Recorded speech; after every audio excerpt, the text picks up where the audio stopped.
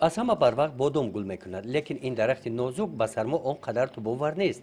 در دهات به نام میرعلی محمدعلی فی ناحیه ایوسه در شفت حفظی سیلبور این باغ بادام که دارای 230 عدد درخت است با مهنت عائله عبدالعلیموف از سرما برآورده شده. نیمه دوم ماه ایون بعد یک چند روز از یون عائله و جلب کارگران کرایه به جمع‌آوری حاصل آن شروع می‌نمایند. سال دیگه میشه که بگیم که واسه سال یکم کمتون گرفتیم سال دیگه خیلی بهتره. 5 سال شد ما در همین زمین بادام شنوندیم، این بادام قطعی کار کردیم. هم متخصصای خوب هست قطعی هم و یادگیری کرده با هم فرمانی و ما هر سال ماهای فوریه مارت در همین دوری زمین کار کرده سر میتونیم با تکنیک و جوف کرده مثلا تو همش زهرها میتونیم به خوش دارو میتونیم برای سرد زدن زهر دوران میقفن برای پیشگیری سرمازنی ها یا خوب ها تشکیل میکنیم زیاد ها مهنت میکنیم. خیلی چند کی شوا همین قدر مهنت هایی که در همین صرف میکنیم.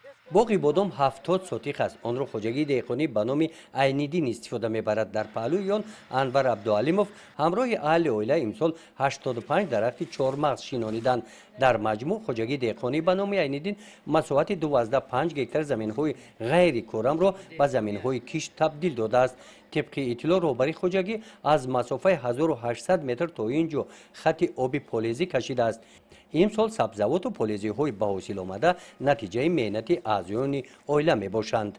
در دهات به نام میرعلی محمدعلی زیاده از 300 هکتار زمین های کورمی دهه شورقشلاق از آب حوض سیلبور آبیاری میگردند. وابسته به تامین آب پلیزی در خواجگی دهقانی به نام سفرزاده از مساحت 50 سوتیق دهقانان همه روز صدها کیلوگرم محصولات پلیزی به بازار میبرند. موی فیورال پرده مولامول داریم کلیونکا کشیدیم اینم ای بو میپرسیم ده مولاموی واس تجربه دارو رو میپرسیم اخی چی کنیم چی دارو کنیم یه زهر میزنیم دارو دادیم میذاریم مهنت کردیم تا شده نمیذاریم قپلاک شدیم برکت هست چی با کوچو کاری که مهنت کرد نمی برکت میوی خدا میتونه. در این دهات در خواجگی دهقانی به نام محمد هم حاصل محصولات کشت پلیزی در حال خوب قرار دارد.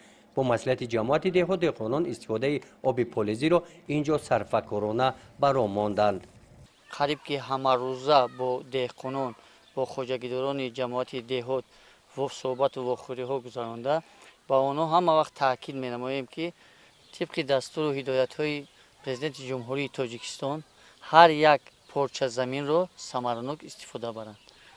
طبق اطلاع متخصصان جماعت دهات به نام میرعلی محمدعلی و رهبریت جماعت دهات با خواجگی های دهقانی امسال همکاری ها را زیج به راه مانده. مقصد دارند که در سمت تامین برنامه امنیت آذوقه‌باری و تامین بازار داخلی با محصولات از لحاظ اکولوژی تازه سهم مناسب گذارند.